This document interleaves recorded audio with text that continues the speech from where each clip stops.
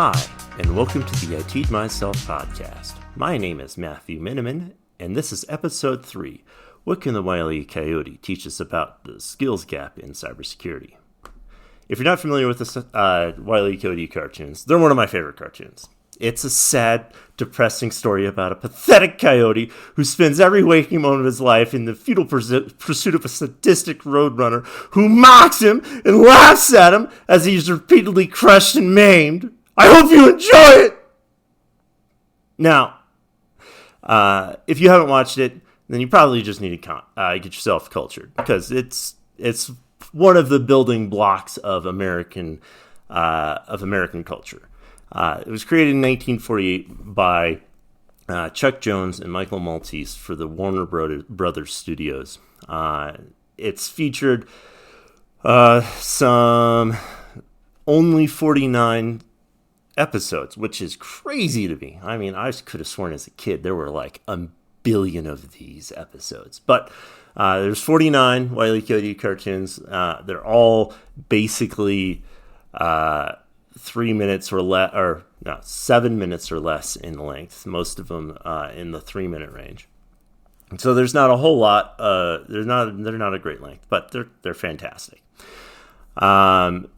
In the Wile E. Coyote cartoons, there are laws and rules for the for those cartoons to exist.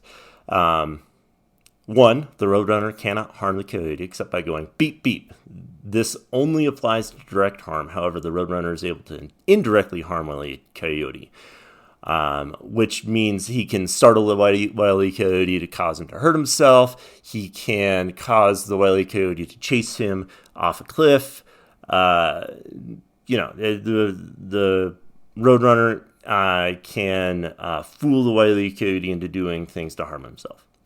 The second one is no outside force can harm the Wile E. Coyote. Only his own stupidity can cause him to harm himself.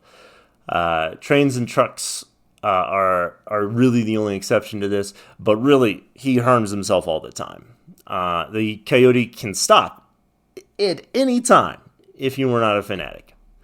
There is no dialogue ever in these cartoons. That's number 4, except when the Roadrunner goes beep beep. The Roadrunner must stay on the road. He must always be running on the road, and therefore cannot avoid obstacles by going off of the road. All actions, number 6, all actions must be confined to the natural environment of the two characters, the Southwest American desert. 7, all tools, weapons, or mechanical conveniences must be obtained from the Acme Corporation. Number 7. Number 8, whenever possible, the gravity must be the coyote's greatest enemy. And number 9, the coyote is always more humiliated than harmed by his failures. So, this is really good. I guess one of the things to kind of establish, maybe I should have established it at the front, and I probably would have if I weren't a hack and fraud. But in the Wile E. Coyote cartoons, he attempts to. It's this coyote who's attempting to capture this Roadrunner, and he does so through purchasing and acquiring of a lot of complex and complicated gadgets and or explosives and or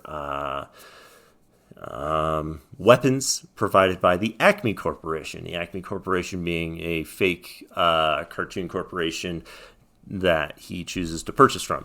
One of the jokes is if Wile E. Coyote could afford to purchase all of this stuff from Acme, why the hell doesn't he just buy some food? And again, as per what is this, rule number 3, the coyote could stop at any time if he were not a fanatic. He is a fanatic. He just cannot stop. So the basic framework of the Wile E. Coyote laws and rules make it really important. Make it impossible for him to stop. Make it impossible for him to not want to capture the Roadrunner.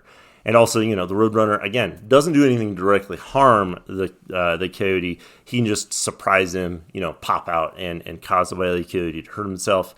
But in the end, the Wile E. Coyote is always more humiliated than harmed by the failures. So, all this is great, but what does it have to do with cybersecurity? Well, to define the skills gap in cybersecurity, one of the things that we have to do is kind of have to look at the state of cybersecurity. And there are a ton of facts, and we can go. I could spend hours and hours and hours going through every single fact and statistic, but we'll kind of scope this down just a little bit. So, according to the Fortinet 2023 Cybersecurity Skills Gap Report, 84% of organizations have experienced at least one breach in the past 12 months from 2022 to 2023. That is a large number, 84% of organizations. Now, what they define as breaches is not explicitly stated in this, at least not in the outset.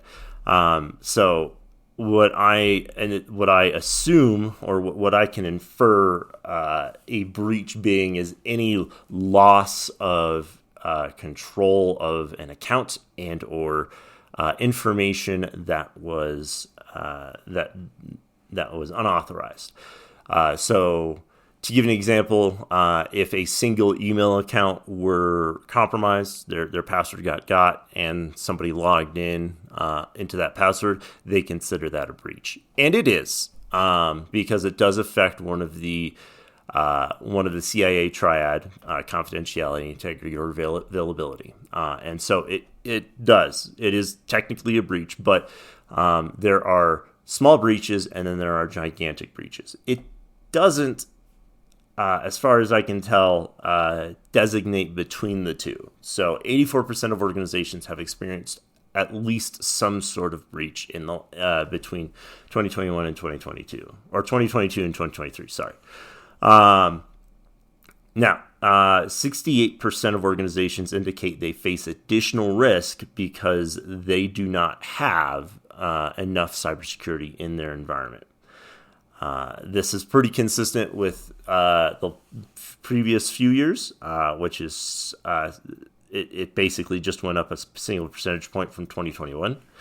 56% of organizations struggle to recruit, and 54% struggle to retain cybersecurity professionals. And cloud security and security operations are the hardest roles to fill as far as the roles inside of a cybersecurity department.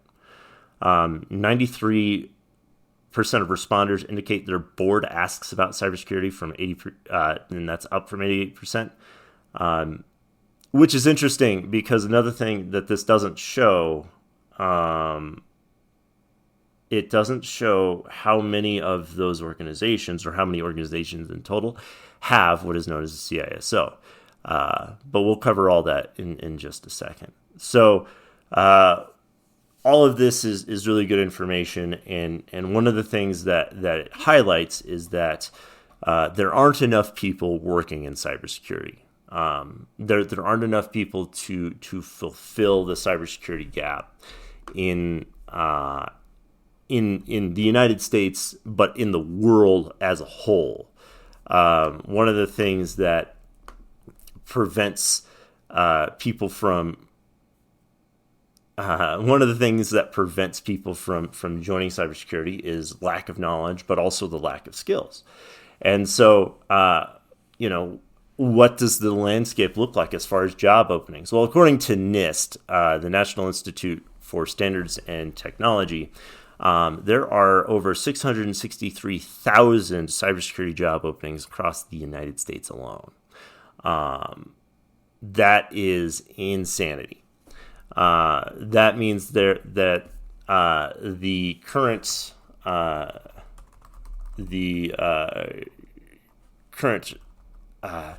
unemployment rate of the United States could potentially be resolved entirely by people joining the cybersecurity marketplace. So that's kind of insane. There are enough job openings to hire every single unemployed person in the United States. So what does this mean? What does this really mean for all of us in the long run? Well, there's this skills gap. Obviously, there's this gap where we don't have people trained to do the jobs necessary to resolve issues and to approach issues within IT organizations, large and small. And it can be a real problem, as we've seen in the last few years. There have been organizations that have been getting hacked for some really dumb things. For instance, there's the Movement hack, and the Move-It hack. If you haven't heard of the Move-It hack, Move-It is a piece of software made by Progress. It's just basically a fancy FTP server or SFTP server, really. And if you don't know what that is, basically it's just a file server that's secure. And so the Move-It hack, basically there was some error in the code of the software, or some vulnerability in the code of the software that allowed attackers to gain access, unauthenticated access, into the files within Move-It. And that isn't necessarily a problem, because the files, as far as I understand it, most organizations basically just have those files sit in there, and then they have some sort of script or automated process to go through and pull those files and ingest them into their environment, deleting them in the process. But for whatever reason, there was basically a perfect storm surrounding this Move-It hack, or this Move-It. I don't even call it hack, because it was a widespread thing. It was like a pandemic, almost just. It was worldwide. Over 900 organizations so far have been linked to or have been hacked by Move-It, and basically the problem is that the way that the attackers got in was because these were exposed to the greater internet. And that's a problem. That shows an extreme skills gap, because at no point should you be exposing a tool that is supposed to be used by a specific target set of organizations directly to the internet without any sort of scoping on there. Typically, what you would do in a situation like that is you would either hide it behind a proxy with some filtering rules in place of it, or best of all, have a VPN tunnel between you and the target organizations that need to use that service. And that would resolve any sort of security issues, because then there's a very limited scope of who can talk to it. And that other organization would have to become compromised in order for your service to get compromised. So that the fact that these were kind of just left out there is a problem. And this wasn't just a hack that affected, small businesses or individuals with limited budgets. This affected the federal government. This affected states. This affected schools. This affected TD Ameritrade, a top trading company. I mean, come on, there are a huge. These are companies and organizations with huge budgets. So you can't tell me it's because they didn't have the money. It's because they didn't have the necessary skills to analyze. So the entire point here is that is a real world example of where you have a skills gap, where you have somebody who's not thinking, where you don't necessarily have the skills and training to think tactically and strategically about your cybersecurity posture. You're not providing yourself with an opportunity to win. You are literally giving yourself an opportunity to fail by not providing yourself with that. So, I guess really then the next thing is to cover what does that mean, or what what does the cybersecurity skill set look like? Like, what do we have to do to get from point A to point B? And a lot of this is centered around training and what type of trainings do we need? Well, to start off, we need training in really every level of cybersecurity and really every level of IT too. It's funny. I have a lot of buddies who work in IT, obviously, because this is what I've been doing for a while. But one of the most common complaints I get is like, nobody knows what the hell they're doing. Not a single person knows a single fucking thing about anything that they touch, and they break everything all the goddamn time. And it's really embarrassing. In fact, my boss has said previously that IT is more of an art than a science. Because, we're not the only ones who have our fingers in the pie, and we're not the only ones that control everything, which is true. And a lot of this is can actually be identified as a skills gap, because IT is kind of forced to be jacks of all trades, even if they are, specialists in something. Like if there's a DBA, okay, cool, you're a DBA. And if there's, I don't know, if you're a DevOps guy, you work in development, you code. But the problem is that even at that level, you're kind of required to know crazy shit that you wouldn't normally be required to, like. If we take a doctor as an example or something like that, yeah, they have to have training and everything, but they specialize in a subset. Like they get licensed in a very direct and singular type of medical profession. But IT people are kind of required to know it all. Like, a standard IT person is supposed to know printers. They're supposed to know how to install operating systems. They're supposed to know how to install software, support software, troubleshoot connections from the printer to the software, troubleshoot connections from the printer to the server, to the workstation, to the sound, to the speakers, to the webcam, to the IT guys. We're all required to know this gigantic scope of things, and depending on the organization, that scope creep is gigantic. It can be massive, and so we are kind of forced into this position where we have to know the answer on all these things, and if we're not, people see us as not having done our jobs. You wouldn't ask. You wouldn't necessarily ask a accountant what the best stock trading tips are. They might know because it's kind of within the same realm of their opportunity or in the same realm of their experience, but they are strictly about accounting. They don't deal with trades. They don't deal with stocks. So, why would you require a help desk person to understand both networking and how a printer operates? And not just any printer, but all printers, because every printer is different. All manufacturers operate printers differently. They make them different. And that's kind of the point here, is that there's a skills gap because of two reasons: expectation and training. We can't train as IT professionals. We can't train for every opportunity. One of the jokes, and I'm gonna say the quiet part out loud here for IT guys, but if you ask a question of an IT guy, the first fucking thing they're gonna do is Google it. And literally 90% of them are just going to take the exact terms of what you asked and type it into Google. Let me Google that for you, yo. And that is really their entire job. It's just Googling the answer and Googling for the answer.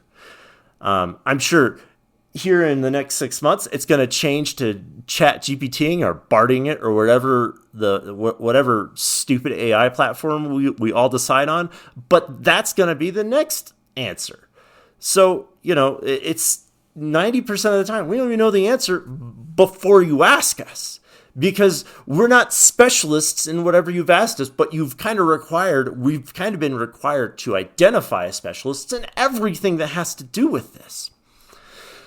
So, as far as resolving the skills gap for us as professionals, what are some things that we can do? Well, the first off is gaining experience. That is by far the biggest thing that IT professionals, anybody who's looking to get into IT or cybersecurity, that's the first thing you need to do is gain some experience. Do something that gets you into IT. For me, I was in refurbishment. I did pseudo IT work while I was a manager and a facilities manager. I started messing with my own Active Directory domain within my house. I had labs. I did all of these things by myself, really in my own free time, but also as tangent objectives of my job. I would do all of this, and I gained a little bit of experience until I had enough knowledge to be like, hey, I think I can do IT. Let me into that industry. If that's really what you want to do, that's kind of what you have to do is you go and get those experiences. Go and find it. But in the realm of what employers can do to look for these skills, there's a whole lot. So one of the questions I get asked by anybody who I tell that I'm in cybersecurity is, "Oh, really? I have a brother, I have a daughter, I have a son, I have a dog that is interested in getting into cybersecurity. What do you suggest they do? What do you suggest they do to get into it?" Well, I'm going to answer that, and that's, like I said, it's one of the most common questions I get, and the rough answer is, again, get some experience. Go get that. But as an employer, we're looking for quick ways to tell that you know your shit. And if you had asked me 10 years ago about what I'm about to tell you, I would have told you it's complete fucking nonsense. And that's certifications. I would have told you 10 years ago that certifications don't mean shit because they don't actually give you a good idea of the skill set of an individual. They just tell you that somebody's really good at test taking and that they can answer questions or regurgitate data. And to an extent, that is true. Certifications really only test base knowledge and regurgitations of information. That's really all the certification tests do. But knowing the information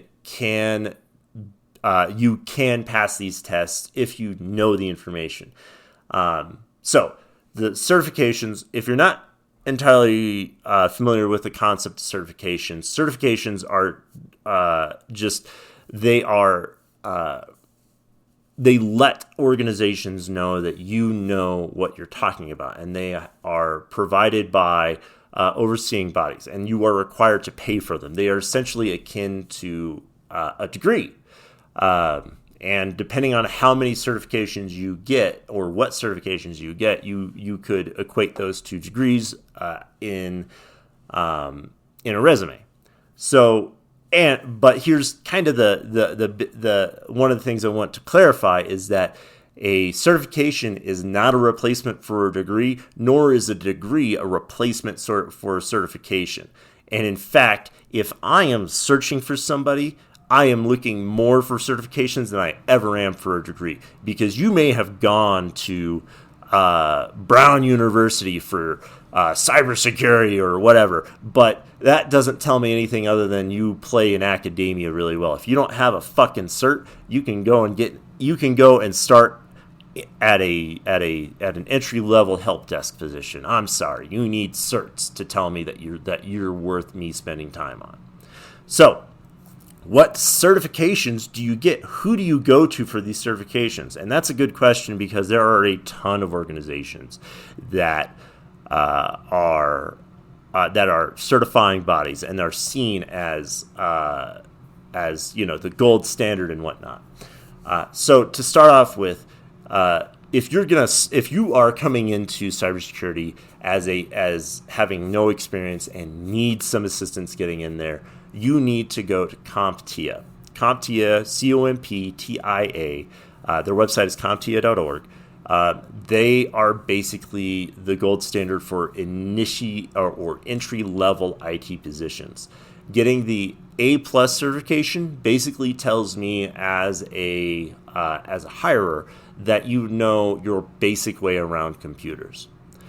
In order to get into a level beyond entry level, you should have the top three CompTIA. They're called the I can't remember what we call them, but basically they're the three main CompTIA certifications that you should get. And so you should get yourself an A+ certification, the Network Plus certification, and the Security Plus certification. This tells me that you know your way around a computer, that you know your way enough around a network to understand how networks work, and it tells me you know enough about security to have a common sense understanding of how cybersecurity works. So, those are the base three. Those are the base three certifications that I suggest you get as an incoming IT professional. If you're looking to get into it, those are the top three. CompTIA also offers additional cybersecurity education or cybersecurity certificates. Another one is CYSA Plus, Cybersecurity Analyst. There's the CAS, which is the Advanced Security Practitioner. There's the Pen Test Plus, which is basically you being a certified ethical hacker or certified in pen test. And so you can go to CompTIA and get these certifications, and they are great, and they will provide hiring bodies with the knowledge that, or with the confidence that you know what you're talking about when you're talking about any of these specific subjects. Beyond that, there are a couple of other certifying bodies for specifically cybersecurity. So EC Council, who I have a personal issue with, but they seem to be a very widely respected company, and so I will just pass this on. I'll bring them in as another organizing body. EC Council provides a lot of different certifying paths that you can take. You can be certified in executive management as a CISO. You can be certified in computer forensics and network security.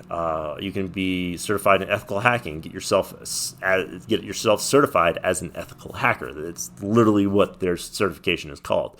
You can also be certified as a network defender, certified network defender, network security. They also have DevOps, and they provide certification in all realms of cybersecurity. And it's great because this is really good.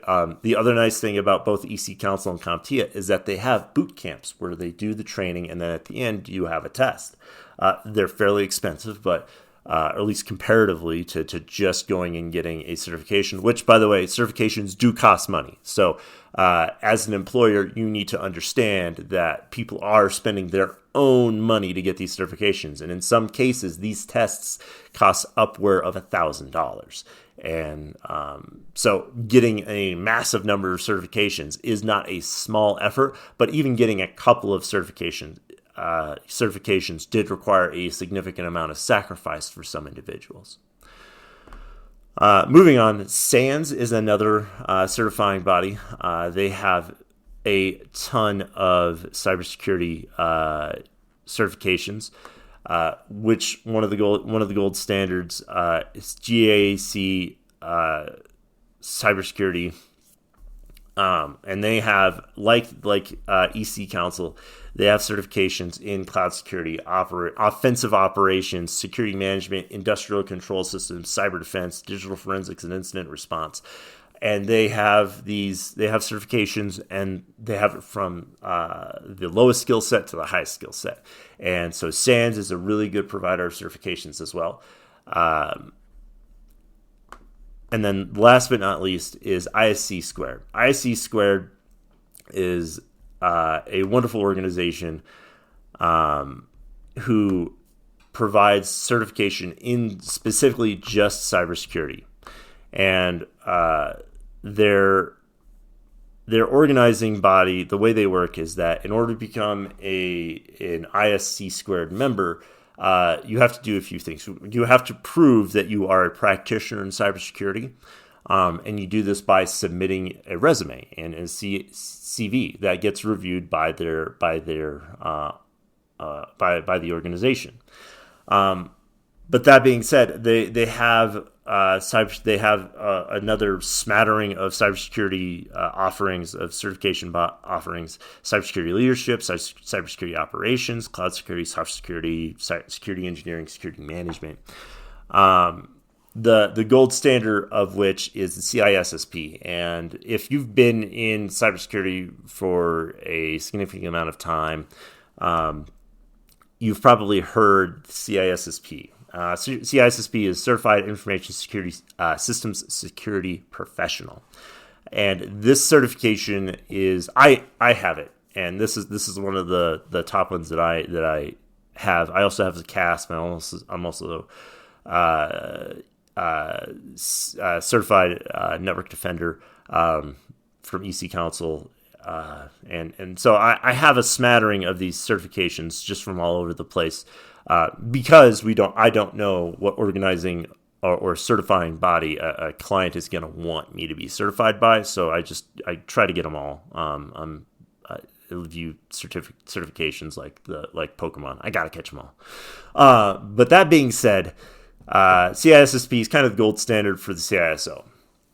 Or Chief Information Security Officer. And this is just basically the CISSP is certification that states that you know what the hell you're talking about when strategically planning and creating an IT environment.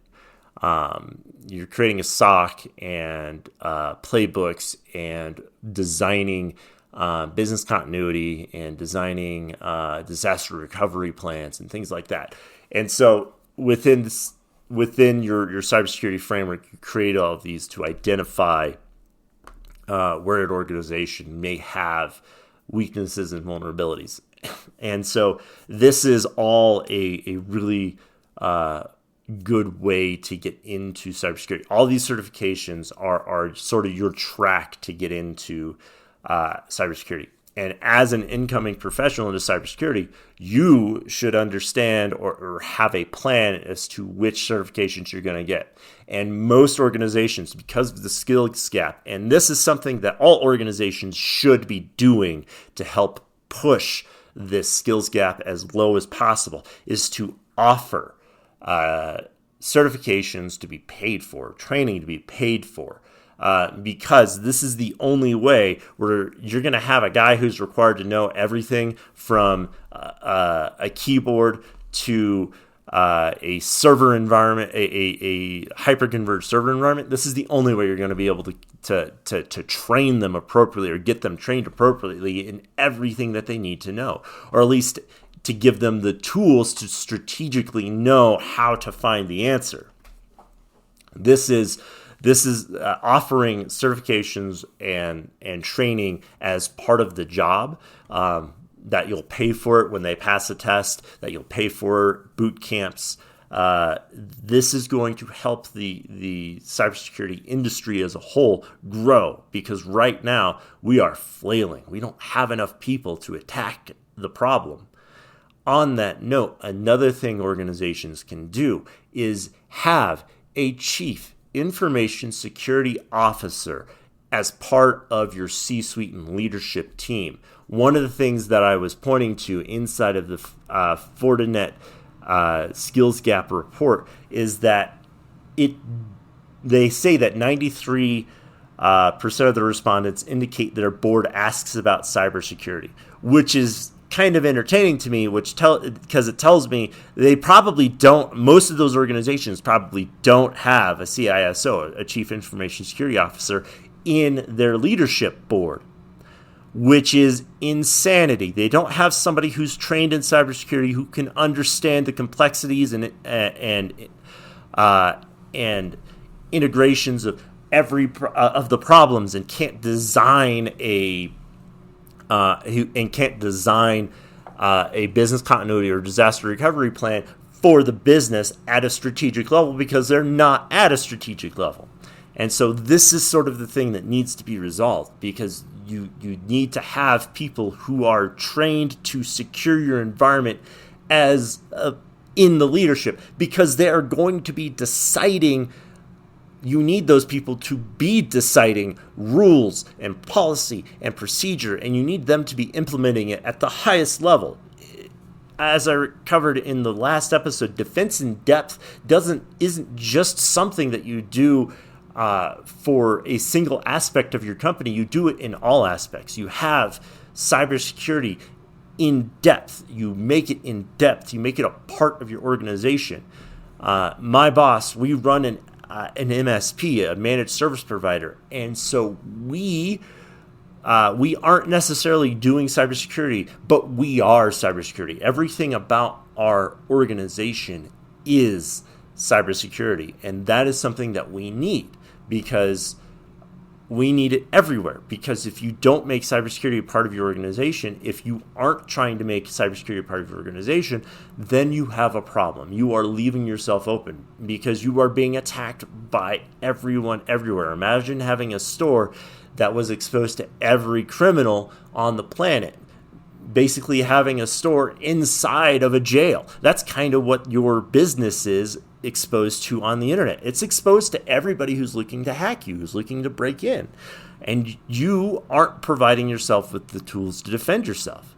So, all that being said, how do we move forward? What are some of the other things that we can do to move forward? Well, we need to get people trained. So that's kind of first and foremost. Get people trained, like I said. Let's get you trained.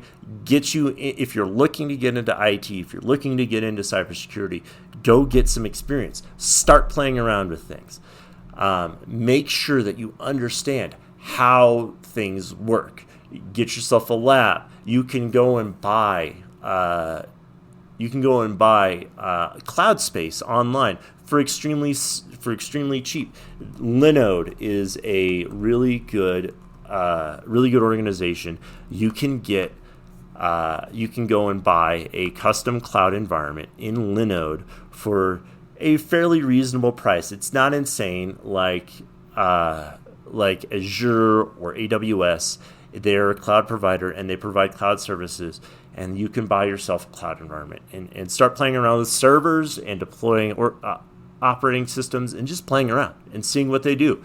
And go and find a project. Go and find some projects. Go and find something that you want to do. I can suggest something. I can suggest you go figure out how to build LAMP servers until your fingers bleed. But you kind of need to have an idea of what you want to do and do something that will be fun. One of the suggestions has always been build yourself a Minecraft server.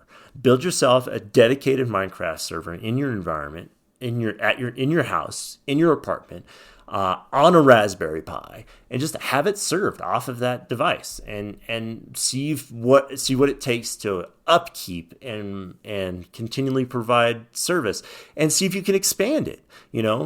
See if you can expand that single Minecraft server to email you or to send out automated reports or anything. I don't know all that Minecraft can do, but I do know it is a really powerful game that allows you to do just about anything. And in that same vein, it sits on a computer that can have the same potential. So you can do some of those things as a practitioner to get in to try to give yourself experience. Have some of those things. One of the things that I will say as a professional coming into the organization, because a lot of people have this mistrust of certifications because everybody understands that certifications only mean you're good at taking tests, that as a practitioner, you should be prepared to answer questions in interviews that aren't normal, because people think they're clever and they want to try to get you they want to try to see how your brain works, quote unquote. And so some of the odd questions that I've run into are like the black box question and the walk me through tying a shoe and things like that. They try to get you to use your brain, quote unquote, to tell me how to do things. And just be prepared to answer those questions. So, I've spoken a while about this. How does this fucking relate to the Wile E. Coyote? A good question. So, like the Wile E. Coyote, organizations are kind of treating cybersecurity in almost an Acme sort of way. They're kind of just buying and paying and buying all of these tools and all of these things to try to help them protect themselves. But they don't have somebody who's trained in them. Just like with Wile E. Coyote, there's no fucking way that Coyote's trained to use dynamite. There's no fucking way. He knows how to use a catapult. He's a goddamn coyote. So there, even if the Acme organization sent him the products in the way that they're supposed to be used and they work, there's no fucking way he knows how to use them properly. So it's like that on the cybersecurity side. You can buy all of these tools. You can buy all the best stuff. You can buy a Fortinet, FortiGate. You can buy yourself a Citrix environment that has all of the security features and functions on it. You can buy yourself a badass firewall. You can buy yourself some goddamn MDR and EDR, and you can deploy it across your environment and have it managed by some dude who doesn't know what the fuck he's doing. And guess what? That's going to lead you to get compromised, because that is the problem. Is that you're either hiring people that don't know what they're doing, or you are hiring people but not enough. You don't have enough people. You're hiring a guy who spends 7 hours of his day troubleshooting a printer when he needs to be working on a project to deploy CrowdStrike across an organization appropriately. He needs to be changing the policies and deployment so that your organization is protected. And if you don't, if that IT professional is too busy handling all this piddly shit, you're trying to get users to stop yelling at him, he's never going to have time to fix the problem. So overall, that is a huge issue. That is the same thing. Wile E. Coyote buying Acme and all of these organizations buying all of this cybersecurity stuff, but not knowing how to deploy it, is exactly the same. Like, it's just, you don't know what's going to happen when you deploy this stuff if you're not trained appropriately, if you can't think strategically, if you don't have a plan to deploy it.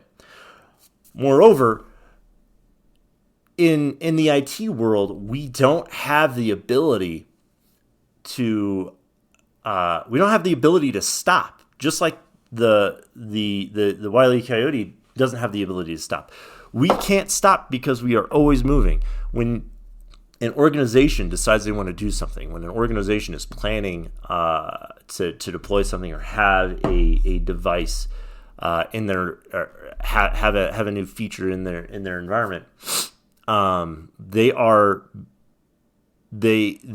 basically asking for security professionals, IT professionals, to change the engine on a car while it's running, because they're requiring individuals to have no downtime and to make sure this thing gets deployed appropriately and make sure that everything works once it's done, which is almost impossible. So there are these unrealistic expectations as well for IT professionals, and organizations kind of set IT departments up for failure. So all this being said, the best things that we can do are to provide IT departments with the ability to catch the roadrunner. Make it easier. Give them the tools by providing them with the training and knowledge that they need. Get people hired who can get the job done. Hire more people. Make sure that organizations that you are looking for this help. Now, this kind of only speaks directly to organizations that have their own IT department, one, and two, can afford to hire more people. So what do you do as an organization if you can't hire somebody like that. If you don't have the budget, if you're a small business of only like 3 users or 3 people, that you can't hire somebody like that for cybersecurity. My answer is, and I'm not trying to push this because I work in the organization or I work in the industry, but you need to go get yourself a managed service provider, specifically a managed security service provider, someone who can provide you with the skills and tools necessary to defend yourself. To understand one of the benefits of an MSP and an MSSP is that you can hire them for probably the same amount that you would hire a single person, but you are now no longer getting the experience of a single person. You are now no longer getting the brain of a single person. You are getting the experience and brain of everybody in that organization. In my organization, we have 16 people dedicated to thinking about and working in and developing for every minute of our job. We are working every day. We are gaining experience every day. We are being trained every day. Our company hires and trains and provides access to additional training for every individual in our organization. And as a company looking to hire somebody or looking to protect themselves but don't necessarily have the budget for it, go and hire an MSP. Put them in that position to get that to get that up to speed, up to snuff. And you can do it temporarily if you need to. If you're like, our strategic plans are to eventually hire somebody, but until we have the ability to find somebody who's trained in cybersecurity, we'll have an MSSP working for us. So those are some of the things you can do as an organization, as a small business. Protect yourself. Find yourself, either go and hire somebody or go and hire an MSP. Go make sure that you have somebody who's confident in what they're doing and who can speak directly about the problems that face an organization, who understands and can develop a strategic plan for your business. Now, I'm going to go off on a little rant here about what other organizations can do for everybody else. And that is, what can deploying vendors do for everybody else? And that means people like Progress, who had MoveIt exposed and didn't tell anybody. So I want to point out one thing about the MoveIt hack. At the beginning of the MoveIt hack, the Progress stated that they had that anybody who was getting hacked had it misconfigured because they had the administrative portal exposed to the internet. And it later came out that is how it was deployed by the deploying body. So whoever deployed it, I don't know if it was Progress, I don't know if it was just a contractor for Progress, or if it was the organizations by themselves. But here's the thing that I'm going to tell all vendors and all deploying organizations of any product. If your product is configured in such a way that by default it is configured in the most insecure way possible, you are the problem. Creating a password that is admin password, username admin, password, and having that as the default password with no uniqueness and no requirement to have it changed before the software functions, you are the problem. It is not okay for organizations to continue to just turn a blind eye to their own implication into their into the breaches of other organizations. SolarWinds is getting hit real hard by the SEC for this. They knew their cybersecurity practices were a problem. They knew, and the SEC has documentation on this, and that's why they're being sued along with their CISO. They chose to ignore glaring holes in their own organization's structure, and it caused the compromise of countless other organizations. And that is a problem. These organizations that think they can get by not deploying products in the most secure manner first are the problem. And we need to fix that. Those vendor organizations need to fix that. Anyways, All opinions on this podcast are intended for satire purposes only. I just want to remind everybody that. No legal reason. None at all. Just thought I'd mention it, Anyways, all that being said, I hope everybody has a good time, has a good day today, and if you need to relax, go watch yourself some cartoons. Guiding information for a lot of this episode was brought to you by Wikipedia, CompTIA, or CompTIA.org, ISCsquared.org, ECCouncil.org, and SANS.org. Also, Fortinet's Cybersecurity Skills Gap Report of 2023 was used for this information, and all of the links will be provided in the show notes. I hope you guys have a wonderful day, and we'll see you later.